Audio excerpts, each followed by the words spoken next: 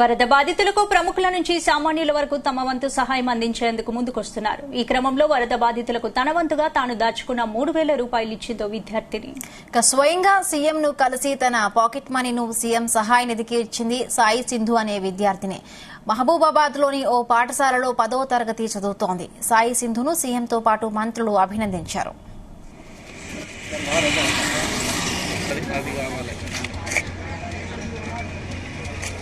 కాదు నువ్వు ఇటు చూస్తాను మమ్మల్ని ఇప్పటిదాకా ఎడిపోయింది బల్లె కూర్చొని ఎవరు రాలేదు.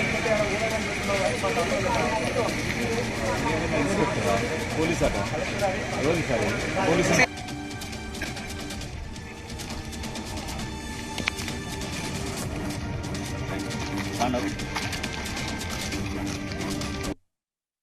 నా పేరు సాయి సింధు. నేను 10th క్లాస్ శ్రీ చైతన్య ఈ టెక్నో స్కూల్లో చదువుతున్నాను.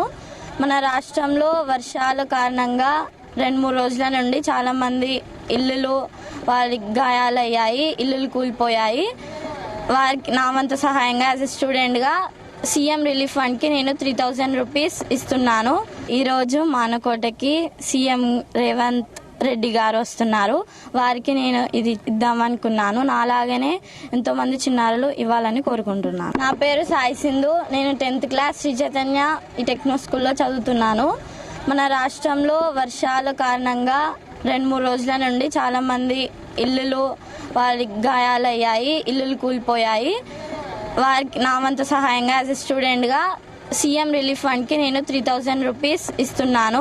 ఈరోజు మానకోటకి సీఎం రేవంత్ రెడ్డి గారు వస్తున్నారు.